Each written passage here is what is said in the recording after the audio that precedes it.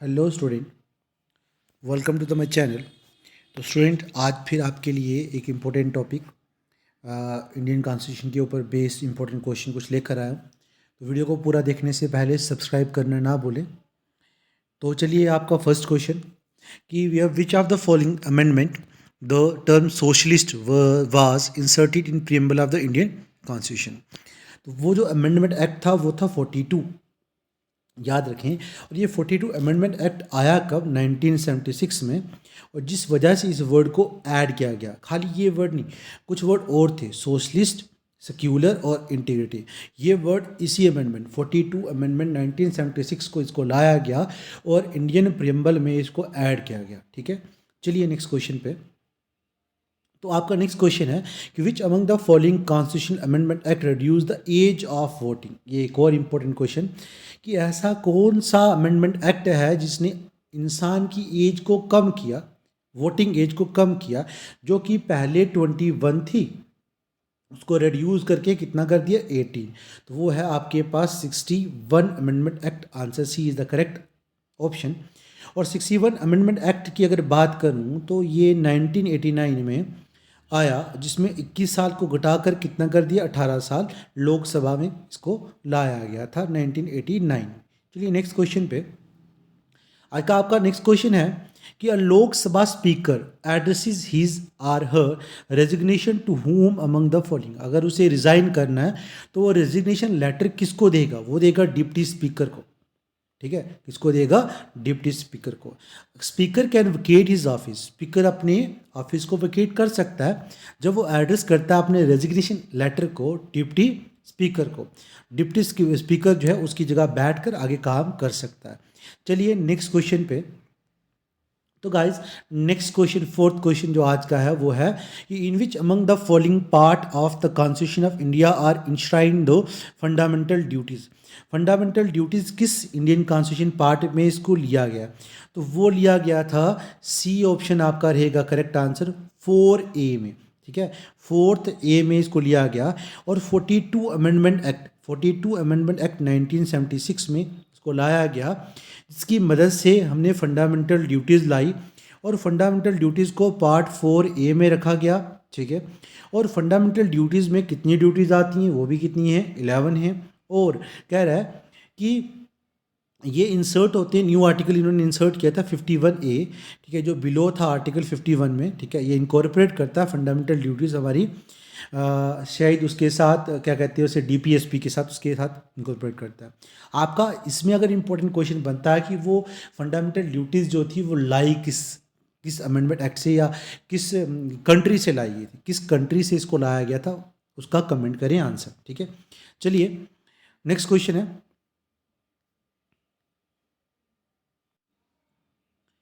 तो student, next question है कि the East India Company was deprived of the monopoly of trade with Indian except tea trade by which among the following act.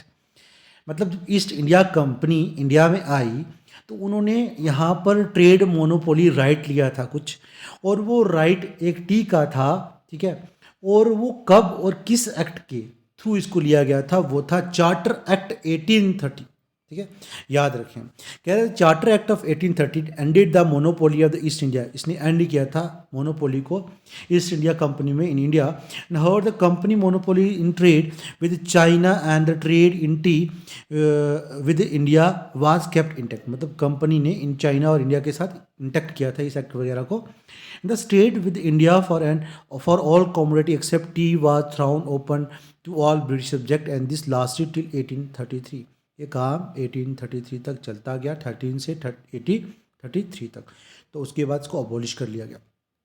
चलिए next question पे। कह रहे हैं which among the following are considered essential for the realisation of the highest good of Indian citizen. इन सब में से सबसे गुड जो चीज़ है जो इंडियन सिटीजन के लिए मानी जाती है वो फंडामेंटल राइट है।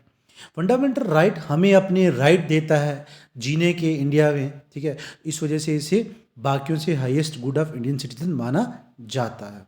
चलिए नेक्स्ट क्वेश्चन पे। The function of which of the following body in India are limited to advisory nature only. तो फंक्शन की बात पूछ रहा है कि किसका एडवाइजरी नेचर है इंडिया में। ठीक है, वो है लेजिस्लेटिव काउंसिल।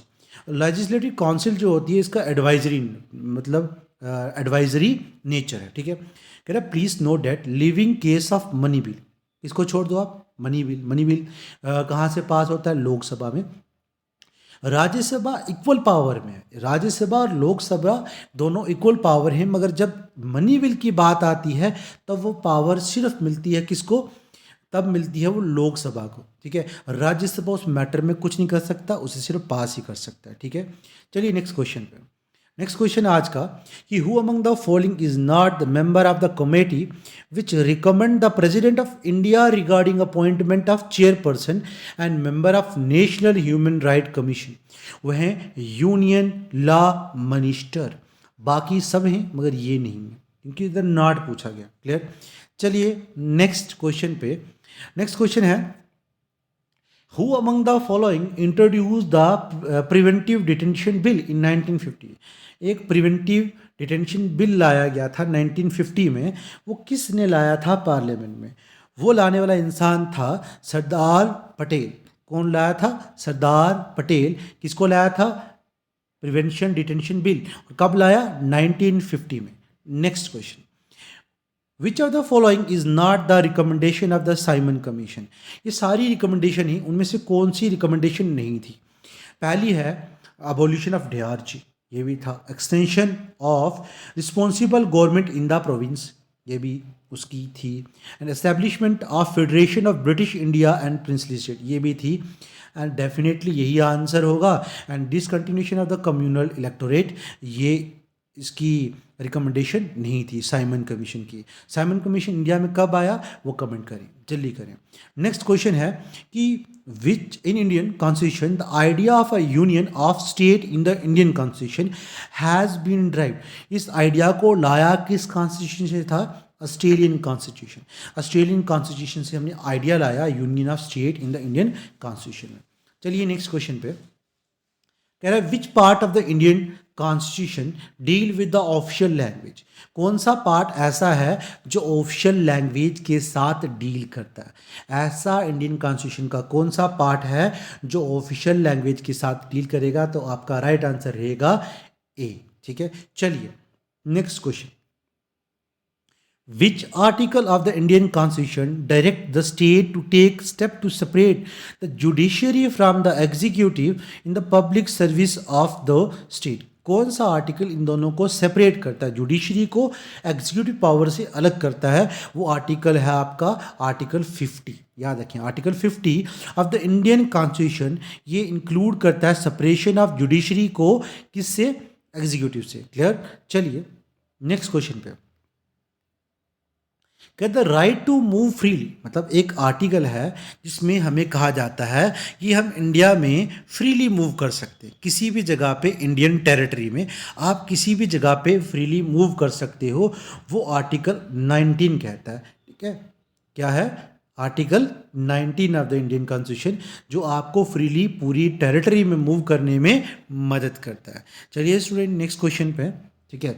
तो नेक्स्ट क्वेश्चन था कि the right to move freely throughout the territory, ठीक है, ये तो हम कर चुके हैं, क्वेश्चन रिपीटेड है। चलिए नेक्स्ट पे, how many fundamental rights have been provided by the constitution of India, ठीक है। पहले स्टार्टिंग पे फंडामेंटल राइट कौन थे, कितने थे, 7 थे, जिसमें से राइट टू प्रॉपर्टी को लीगल राइट बना दिया गया। Right to property, right to property को फंडामेंटल राइट से हटा के लीगल राइट बना दिया गया। किस अमेंडमेंट एक्ट और कौन सी डेट में बनाया गया था, कमेंट करें। अब जो बचे हैं, एक तो हट गया, एक को माइनस कर लो, कितने बच गए, 6। आंसर क्या रहेगा, डी। चलिए नेक्स्ट क्वेश्चन। अब बात यह है कि कितनी और कौन कौन से फंडामेंटल राइट थे। पहला राइट है right to equality, right to liberty, right against exploitation, right to freedom of religion, cultural and educational right and right to constitutional remedy. ये आपके सारे के सारे फंडामेंटल राइट्स हैं, याद कर लें। चलिए नेक्स्ट क्वेश्चन पे। नेक्स्ट क्वेश्चन है कि who is the constitutional head of the state government, ठीक है। इंडियन गवर्नमेंट की अगर बात करूं तो हेड तो प्रेसिडेंट आता है, मगर कॉन्स्टिट्यूशनल हेड जो होता है, कॉन्स्टिट्यूशनल हेड जो है सेंटर का प्रेसिडेंट है। यहाँ पर कौन आएगा, गवर्नर, ठीक है, जो किसकी देख रेख पे काम करता है, प्रेसिडेंट की, ठीक है। सेम पावर रखता है जैसे प्रेसिडेंट रखता है, ठीक है। चलिए नेक्स्ट क्वेश्चन पे। नेक्स्ट क्वेश्चन है, how many fundamental duties are notice in the constitution of India. कितनी फंडामेंटल ड्यूटीज़ हैं, पीछे एक बार मैंने रिपीट भी किया था, कितनी है 11। पहले 10 थी, बाद में एक और अमेंडमेंट लाया था। आप वो कमेंट करेंगे और बताएंगे कि किस तरह से इसको लाया गया और किस मतलब कितनी थी पहले और कब थी, ठीक है। चलिए बात करते हैं इसके ऊपर। कह रहे हैं 11 फंडामेंटल ड्यूटीज़ हैं जो आप नोटिस कर सकते हो इंडियन कॉन्स्टिट्यूशन में, and the fundamental duties are include in article. किस आर्टिकल में ली गई हैं? 51A part 4A, and amendment जो था 42 अमेंडमेंट एक्ट के थ्रू इसको लाया गया था। चलिए स्टूडेंट नेक्स्ट क्वेश्चन पे। नेक्स्ट क्वेश्चन कह रहा है कि which of the given schedule of the Indian constitution include the province regarding anti deflection law. किस शेड्यूल में बताया था, पीछे कमेंट किया है, तो वो है आंसर आपका सी, 10th शेड्यूल में इसको रखा गया है। और अमेंडमेंट एक्ट कौन सा था? 52 अमेंडमेंट एक्ट, ठीक है। लाया किसने था? पीछे किया गया, ठीक है। 10th schedule of the Indian constitution contain province आगे regarding anti defection law, 10th schedule में इसके बारे में दिया गया है। और 52 अमेंडमेंट एक्ट कब लाया गया था? 1985 में। पहले बता चुका हूँ लाया किसने है, ठीक है। चलिए नेक्स्ट क्वेश्चन पे। नेक्स्ट क्वेश्चन है, the foundation of the finance commission is laid down under which of the article. Foundation किस आर्टिकल के थ्रू फाइनेंस कमीशन की जो फाउंडेशन थी, जो नींव थी, किस आर्टिकल के थ्रू रखी गई है? वो है आर्टिकल 280। आर्टिकल 280 फाइनेंस कमीशन की नींव रखता है। चलिए नेक्स्ट क्वेश्चन पे। चलिए नेक्स्ट क्वेश्चन कह रहा है, which of the Indian constitution given article has the right to privacy. हर एक आदमी को राइट टू प्राइवेसी का एक राइट रहता है, and been incorporate as fundamental right. किस आर्टिकल के थ्रू आता है? वो आर्टिकल 21 है, ठीक है। राइट टू प्राइवेसी के मदद से आप अपनी प्राइवेसी को बरकरार रख सकते हैं, ठीक है। कोई भी आपकी प्राइवेसी के अंदर अगर इंक्लूड हो रहा है या आपकी प्राइवेसी को छीन रहा है तो आप सुप्रीम कोर्ट तक जा सकते हो। नेक्स्ट क्वेश्चन कह रहा है, in which part of the Indian constitution we find the province relating to citizenship. किस पार्ट में सिटीजनशिप के बारे में लिखा गया है? वो है आपके पास पार्ट फिफ्थ में इंडियन कॉन्स्टिट्यूशन के सिटीजनशिप के बारे में लिखा गया है। सिटीजनशिप क्या होती है? ये कुछ रूल रेगुलेशन जिससे आप इंडिया के सिटीजनशिप को गेन कर सकते हो। कोई बाहर का ले सकता है या कोई आदमी खो सकता है, ये पूरा उसमें लिखा गया। आगे चलिए, अगला क्वेश्चन है, who among the given has the right to summon the parliament. किसको राइट है पार्लियामेंट को समन करने का? वो है प्रेसिडेंट, ठीक है। कौन है? प्रेसिडेंट। कह रहा है president has the right to summon the parliament and the term summon mean to call. मतलब कभी भी इसकी मीटिंग को बिठाने में जो मेन रोल अदा कर सकता है वो कौन है? वो है हमारा प्रेसिडेंट, ठीक है। याद रखें, जॉइंट सिटिंग भी कर सकता है, ये भी याद रखें, जॉइंट सिटिंग, ठीक है। हिब्बेस कॉर्पस एक राइट है, बहुत सारे राइट उनमें से हिब्बस कॉर्पस एक राइट है। कह रहा है हिब्बस कॉर्पस एसोसिएट करता है with which of the following given part of the constitution, ठीक है। किस पार्ट में आता है हिब्बस कॉर्पस आता है जी, वो आता है फंडामेंटल राइट में, ठीक है। आप कमेंट करके बताएंगे व्हाट इज हिब्बस कॉर्पस। बड़े बड़े क्वेश्चन इसके ऊपर पूछा गया है। नेक्स्ट क्वेश्चन पे चलिए। Federalism is taken in the Indian constitution. Federalism किस में लिया गया? इंडियन कॉन्स्टिट्यूशन में। किस कंट्री से लिया गया था? फेडरलिज्म को किस कंट्री से लिया गया है? जल्दी कमेंट करें। इसका आंसर है बी, कनाडा। कनाडा से फेडरलिज्म को इंडियन कॉन्स्टिट्यूशन में लिया गया था, कैनेडियन से इसको लिया गया। आगे, first session of the constitution assembly कब बैठी थी? फर्स्ट सेशन 9 दिसंबर 1946, जिसमें इंटरिम प्रेसिडेंट चुना गया था। कमेंट करें। दूसरी सीटिंग कब बैठी थी?